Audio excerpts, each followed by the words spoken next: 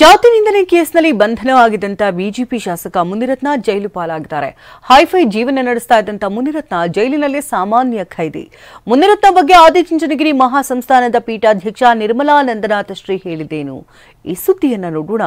ಮುನಿ ಜೈಲು ಪಾಲು ನ್ಯೂಸ್ ಟಾಪ್ನಲ್ಲಿ. ಗುತ್ತಿಗೆದಾರನಿಗೆ ಜೀವ ಬೆದರಿಕೆ ಮತ್ತು ಜಾತಿ ನಿಂದನೆ ಮಾಡಿದ ಆರೋಪದಲ್ಲಿ ಮುನಿರತ್ನ ಪರಪ್ಪನ ಅಗ್ರಹಾರ ಜೈಲು ಪಾಲಾಗಿದ್ದಾರೆ. 2 ದಿನ ಪೊಲೀಸ್ ಕಸ್ಟಡಿ ಮುಗಿದ ಹಿನ್ನೆಲೆಯಲ್ಲಿ ಮುನಿರತ್ನರನ್ನ ನಿನ್ನೆ ಮಧ್ಯಾಹ್ನ ಬೆಂಗಳೂರಿನ 82ನೇ ಸಿಸಿಎಚ್ ಕೋರ್ಟ್ಗೆ ಹಾಜರುಪಡಿಸಲಾಗಿತ್ತು. ಶಾಸಕ ಮುನಿರತ್ನ ಜಾಮೀನು ಕೋರಿ ಅರ್ಜಿ ಸಲ್ಲಿಸಿದ್ರು. ಜಾಮೀನು ಅರ್ಜಿ ವಿಚಾರಣೆ ನಡೆಸಿದ ನ್ಯಾಯಾಧೀಶರು ಮುನಿರತ್ನರನ್ನ ನ್ಯಾಯಾಂಗ ಬಂಧನಕ್ಕೊಪ್ಪಿಸಿದ್ರು.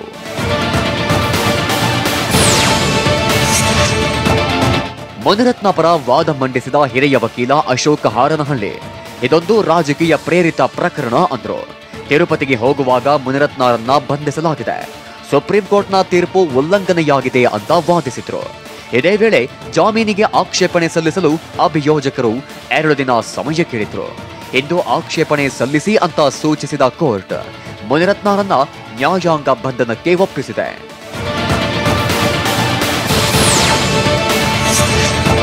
ನಿನ್ನೆ ವಿಚಾರಣೆ ನಡೆಸಿದ ಕೋರ್ಟ್ ಮುನಿರತ್ನರನ್ನ ನ್ಯಾಯಾಂಗ ಬಂಧನಕ್ಕೆ ಒಪ್ಪಿಸಿತ್ತು.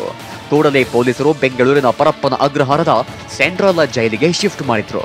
ಇದಕ್ಕೂ ಮುನ್ನ ಬೌರಿಂಗ್ ಆಸ್ಪತ್ರೆಯಲ್ಲಿ ಮೆಡಿಕಲ್ ಚೆಕ್ಅಪ್ ಮಾಡಿಸಿ ಜೈಲಿಗೆ ಕರೆದೊಯ್ಯಲಾಯಿತು.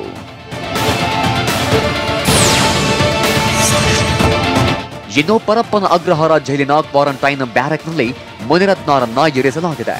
ಹೈ-ಫೈವ್ ಲೀಡ್ ಮಾಡಿದ್ದ ಮುನಿರತ್ನ ಜೈಲಲ್ಲಿ ಸಾಮಾನ್ಯ ಖೈದಿಯಂತೆ ಇರಬೇಕಿದೆ.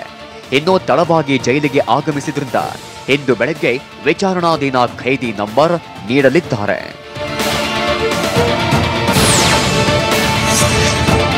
ಶಾಸಕ ಮುನಿರತ್ನ ಅಣತಿಯಂತೆ ಬಿಬಿಎಂಪಿ ಆಯುಕ್ತರು ಟೆಂಡರ್ ಕ್ಯಾನ್ಸಲ್ ಮಾಡಿದ್ದಾರೆ ಅನ್ನೋ ಗುತ್ತಿಗೆದಾರ ಚೆಲುವರಾಜು ಆರೋಪ ಮಾಡಿರುವ ವಿಚಾರಕ್ಕೆ ಸಂಬಂಧಪಟ್ಟಂತೆ ಬಿಬಿಎಂಪಿ ಕಮಿಷನರ್ ತುಷಾರ್ ಗಿರಿನಾಥ್ ಸ್ಪಷ್ಟನೆ ನೀಡಿದ್ದಾರೆ.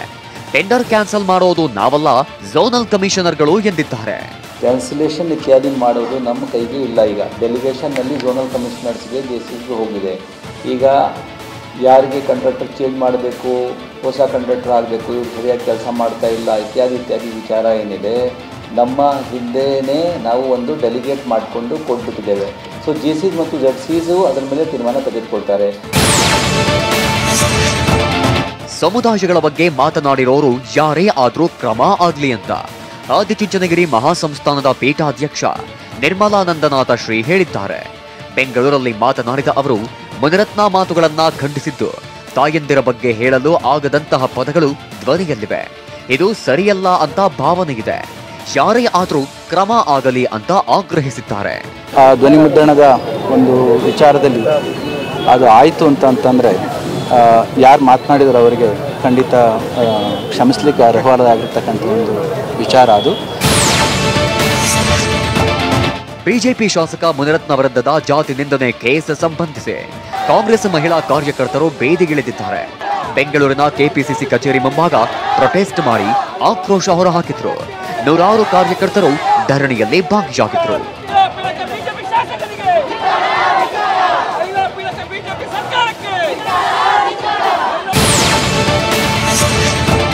ಮೈಸೂರು ಜಿಲ್ಲೆಯ ಟಿ ನರಸೀಪುರ ತಾಲೂಕಿನಲ್ಲೂ ಬಿಜೆಪಿ ಶಾಸಕ ಮುನಿರತ್ನ ವಿರುದ್ಧ ಪ್ರತಿಭಟನೆ ನಡೆಯಿತು. ಜಾತಿ ನಿಂದನೆ ಖಂಡಿಸಿ ಬನ್ನೂರ ಸಂತೆಮಾಳ ಸರ್ಕಲ್ನಲ್ಲಿ ದಲಿತ ಸಂಘರ್ಷ ಸಮಿತಿಯ ಸದಸ್ಯರು ಮೈಸೂರು ಮಳವಳ್ಳಿ ಮುಖ್ಯ ರಸ್ತೆ ತಡೆದು ಪ್ರತಿಭಟನೆ ಮಾಡಿದ್ರು. ಈ ವೇಳೆ ಮುನಿರತ್ನ ಭಾವಚಿತ್ರ ಸುಟ್ಟು ಹಾಕಿ ಆಕ್ರೋಶ ಹೊರಹಾಕಿದ್ರು.